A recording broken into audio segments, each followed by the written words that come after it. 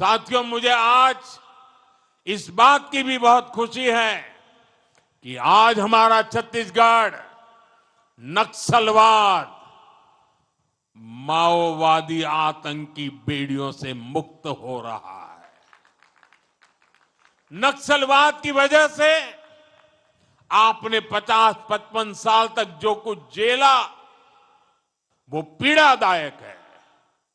आज जो लोग संविधान की किताब का दिखावा करते हैं, जो लोग सामाजिक न्याय के नाम पर घड़ियाली आंसू बहाते हैं, उन्होंने अपने राजनीतिक स्वार्थ के लिए आपके साथ दशकों तक अन्याय किया है। साथियों, माओवादी आतंक के कारण लंबे समय तक छत्तीसगढ़ के आदिवासी इलाके सड़कों से वंचित रहे, बच्चों को स्कूल नहीं मिले, बीमारों को अस्पताल नहीं मिले और जो जहां थे बम से उड़ा दिया जाता था, डॉक्टरों को, टीचरों को मार दिया जाता था और दशकों तक देश पर शासन करने वाले आप लोगों को अपने हाल पर छोड़कर वे लोग एयर कंडीशन कमरों में बैठकर अपने जीवन का आनंद लेते रहे। साथियों, मोदी अपने आदिवासी भाई बहनों को हिंसा के इस खेल में बर्बाद होने के लिए नहीं छोड़ सकता था। मैं लाखों माताओं बहनों को अपने बच्चों के लिए रोते बिलखते नहीं छोड़ सकता था। इसलिए 2014 में जब आपने हमें अवसर दिया तो हमने भारत को माओवादी आतंक से मुक्ति दिलाने का संकल्प लिया और आज इसके नतीजे देश देख रहा है। 11 साल पहले देश के 125 जिले माओवादी आतंक की चपेट में थे और अब 125 जिलों में से सिर्फ 3 जिले बचे हैं। 3 जहां माओवादी आतंक का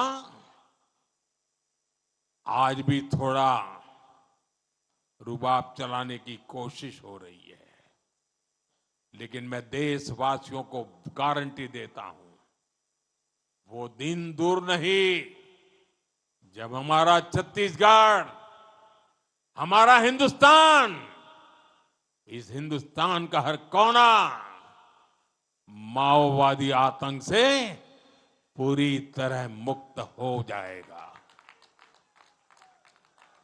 साथियों, यहां छत्तीसगढ़ के जो साथी हिंसा के रास्ते पर निकल पड़े थे, वो अब तेजी से हथियार डाल रहे हैं। कुछ दिन पहले कांकेर में 20 से अधिक नक्सली मुख्य धारा में लौट आए हैं। इससे पहले 17 अक्टूबर को बस्तर में 200 से अधिक नक्सलियों ने आत्मसमर्पण किया था।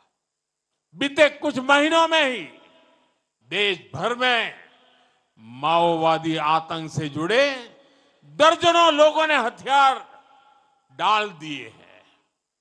इनमें से बहुतों पर लाखों करोड़ों रुपए का इनाम हुआ करता था। अब इन्होंने बंदूकें छोड़ करके, हथियार छोड़ करके देश के संविधान को स्वीकार कर लिया है। साथियों, माओवादी आतंक के खात्मे ने असंभव को भी संभव कर दिखाया है। जहां कभी बम बंदूक का डर था, वहां हालात बदल गए हैं। बीजापुर के चिक्कापल्ली गांव में 7 दशकों बाद पहली बार बिजली पहुंची। अबू जमाड़ के रेकावया गांव में आजादी के बाद पहली बार स्कूल बनाने का काम शुरू हुआ है। और पुवर्ती गांव के जो कभी आतंक का गढ़ कहा जाता था, आज वहां विकास के कामों की बयार बह रही है। अब लाल झंडे की जगह हमारा तिरंगा शान से लहरा रहा है। आज बस्तर जैसे क्षेत्र में डर नहीं, उत्सव का माहौल है। वहां बस्तर पंडुम और बस्तर ओलंपिक जैसे आयोजन हो रहे हैं। साथियों, आप कल्पना कर सकते हैं, जब नक्सलवाद जैसी चुनौती के साथ हम पिछले 25 वर्षों में इतना आगे बढ़ गए हैं, तो इस चुनौती के खात्मे के बाद हमारी गति और कितनी तेज हो जाएगी।